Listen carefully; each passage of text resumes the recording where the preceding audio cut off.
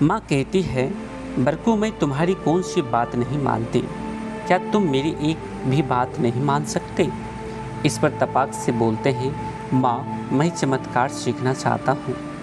तो इसमें हर्ज क्या, आखिर आदमी ही तो सीखता है ये सब। कल ही स्कूल में सर पढ़ा रहे थे, ईश्वर सर्वव्यापी है, सभी जगह है, सबका है, वह सब कुछ कर सकता है, तो क्या मैं नहीं देख सकता उसे। वह कहाँ बैठकर देखता है, कैसा रूप रंग आकार है उसका, कभी हम भी तो जाने उसको। माँ उनके प्रश्नों की श्रृंखला को बस सुनती और अनुत्तरित रह जाती। वे फिर कहते हैं कि कौन है वह, कहाँ है, कैसा है। परमात्मा अगर सभी जगह है तो हम मंदिर, मस्जिद, गुरुद्वारा क्यों जाते हैं। सबके लिए है तो फिर पंडितों और बाबाओं की क्या ज़रूरत है। भगवान क्या इनकी निजी वस्तु है। जब देखो तो इन्हीं से राय लेती रहती हो। पूजा पाठ, धर्म, ध्यान सब में तुमने क्या पूरी दुनिया के सुधार का जिम्मा ले रखा है। माँ की आवाज़ में करवाहट थी। तपाक से हेंद्र ने कहा, नहीं माँ, मुझे सच जानना है। बादलों के उस पार का सच।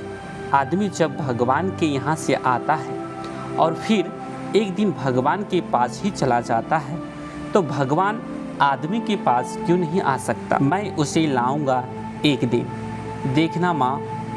माँ भी कहाँ हार मानने वाली थी। फिर बोली, पढ़ो लिखो, बाबूजी की तरह बड़े अफसर बनो। आप बड़े हैं, छोटे भाई बहन आपको देखकर ही तो सीखेंगे, अच्छा बुरा सब कुछ। बाबूजी की पदचाप नज़दीक आ रही थी। माँ शांत हो गई। वे अपने कमरे में चले गए। माँ बेटे के इस वार्तालाप में किसे पता था भविष्य ही सिर चढ़कर बोल रहा है। इसके कुछ ही वर्षों बाद अनजाने में अकस्मात वह शाश्वत शत परिपक्व होकर काल के कारागार से मुक्त हो प्रवाहमान भारतीय धर्म और अध्यात्म को एक नई राह पर लाकर खड़ा कर दिया, जिसे स्थान, काल और परिस्थितियाँ मलान नहीं कर सकी। सत्य सार्वभौम है और सत्य को अश्विन मास के मेघों की तरह उमड़ कर तिरोहित होना ही पड़ता है। जड़ता, अज्ञानता और अंधविश्वास का अंधकार जब भी घेरेगा, सत्यम शिवम सुंदरम दवानल की तरह धधक उठेगा।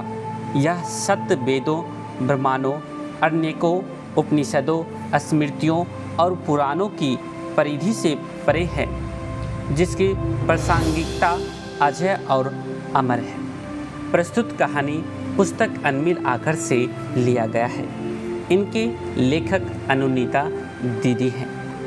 इस कहानी को पूरा जानने के लिए इस पुस्तक को ऑनलाइन ऑर्डर करके मंगवा सकते हैं। डिस्क्रिप्शन में लिंक है, चेक आउट कर लीजिएगा।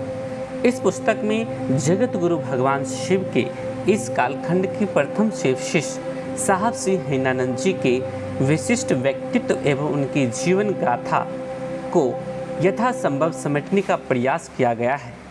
आओ चले शिव की ओर।